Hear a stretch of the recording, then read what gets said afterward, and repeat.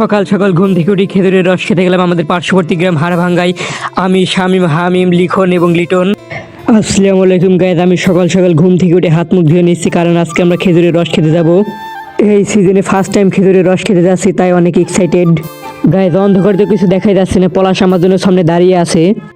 Guys Liton আমাদের 10 minute late করে দিল। তো আমাদের রওনাদের উদ্দেশ্য ছিল 5:40, এখন 5:50 বেজে গেছে। এত মানে সব কাজে লেট, লিটনের সব কাজে লেট। ওইদিকে শামীমদের বাড়ির কাছে শামীম এবং হামিম আমাদের জন্য ওয়েট করছে, সম্ভবত ফোন দিয়েছিল। আমি, শামীম, লিটন এবং লিখন একসাথে হয়ে এখন আমরা রওনা দিচ্ছি। আসলে হামিমের আসার কথা ছিল, হামিম ঘুম থেকে উঠতে পারেনি, তাই তার একটু লেট হয়ে গেছে, তাই আমরা আগেই চলে যাচ্ছি, হামিম আসবে পরে। তো গাইজ আসলে আমরা মানে দৌড়াতে দৌড়াতে যাচ্ছি গরম ধরানোর জন্য।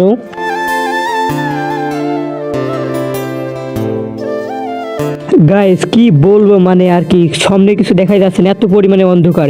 এখন প্রায় 6টা বেজে গেছে, তাও অনেক অন্ধকার।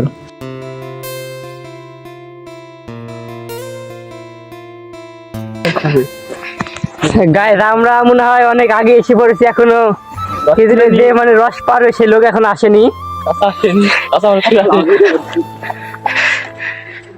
তো গাইস এই যে দেখতে পাচ্ছেন এখানে কলসিবান্ধা খেজুরের রস এখানে এসে পড়বে।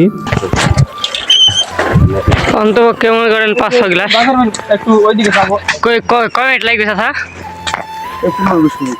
ও তাহলে 15 মিনিট।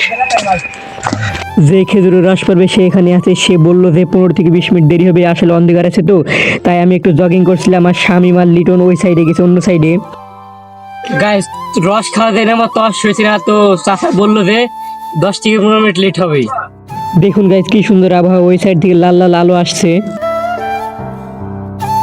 তো ফাইনালি চাচা রস পারছে। আসলে আমার তর্স হয়েছে না অনেক দিন, মানে এই গাছ এই সিজনে প্রথম, আর আগের সিজনেও তেমন একটা খাওয়া হয়েছিল না। আমার অনেক দিন ধরে মন চাচ্ছিল যে খেজুরের রস খাবো।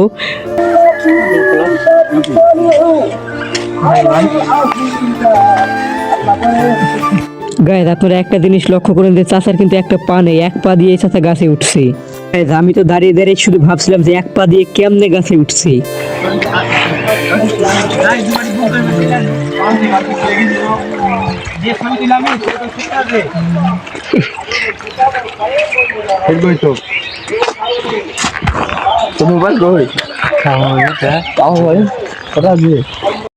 তো একে একে করে সবাই খেয়ে নিয়েছে, তো এবার আমার খাওয়ার পালা।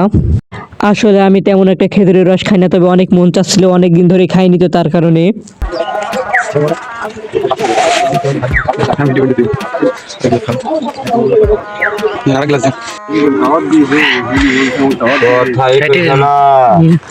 লাগবে না